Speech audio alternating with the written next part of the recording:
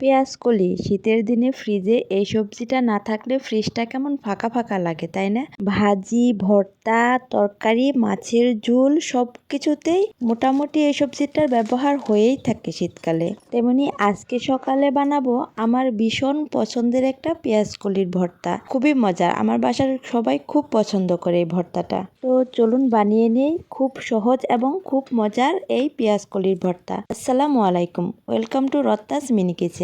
আজকের আয়োজনে থাকবে পেঁয়াজ কলির ভর্তা। এজন্য পেঁয়াজের কলিকে আমি ছোট ছোট পিস করে কেটে ভালোভাবে ধুয়ে হাফ কাপ পানি দিয়ে সিদ্ধ বসাতে দেব। পেঁয়াজ কলিটা সিদ্ধ হতে থাক, এদিকে আমরা বাকি প্রিপারেশনটা সেরে নিই।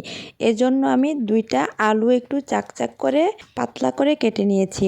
আরও নিয়েছি একটা পেঁয়াজ একটু মোটা মোটা করে কেটে নিয়েছি, আর 4-5টা রসুনের কোয়া। সবকিছু কেটে ভালো করে পরিষ্কার করে ধুয়ে একপাশে রেখে দিব। এদিকে পেঁয়াজ কলিটা সিদ্ধ হয়ে গেছে। এবার প্যানে 1 টেবিল চামচ সরিষার তেল দিয়ে তাতে কেটে রাখা আলুগুলো দিয়ে দিব। আলুগুলো ভালোভাবে একটু ভেজে নেব। যখন নরম হয়ে যাবে তখন আলুগুলো তেল থেকে উঠিয়ে নেব। এখন ওই তেলেই দিয়ে দিব কয়েক কোয়া রসুন এবং আগে থেকে কেটে রাখা পেঁয়াজ। এখন একটা টমেটো ফালি করে দিয়ে দিচ্ছি। সবকিছু একসাথে ভাজা হতে থাক। সবকিছু একটু নেড়েচেড়ে ভাজতে থাকবো।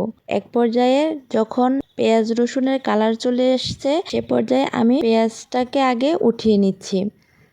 এরপর উঠিয়ে নেব রসুনগুলো। আর টমেটোকে একটু সাইড করে রেখে আমি যে পেঁয়াজ কলিগুলো সিদ্ধ করে রেখেছিলাম এখন ওই পেঁয়াজ কলিগুলো এখানে দিয়ে দেব। পেঁয়াজ কলিগুলো দিয়ে আমি 2-3 মিনিট একটু হালকা নেড়েচেড়ে ভেজে নেব। এটা খুব বেশি ভেজে একেবারে রাবারি করে ফেলা যাবে না, শুধু গায়ের পানিটা শুকিয়ে গেলেই হবে। এখন আমি পেঁয়াজ কলিগুলো উঠিয়ে নেব।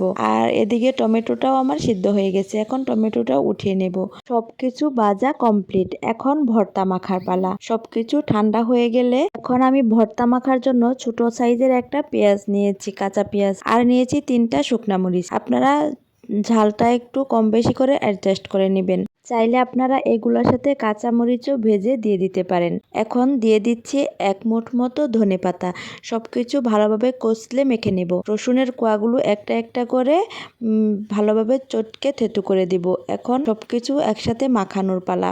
এজন্য দিয়ে দিচ্ছি আগে থেকে ভেজে রাখা পেঁয়াজ এবং আলু। সবকিছু ভালোভাবে কষলে একসাথে মিক্সড করে মাখিয়ে নেব। সবকিছু মাখানো হলে ভর্তাটা রেডি। এই পর্যায়ে দিয়ে দিব অল্প একটু কাঁচা সরিষার তেল। কাঁচা সরিষার তেল দিলে এই ভর্তার টেস্টটা দ্বিগুণ বেড়ে যাবে। এই তো তৈরি হয়ে গেল ভীষণ মজার পেঁয়াজ কলির ভর্তা।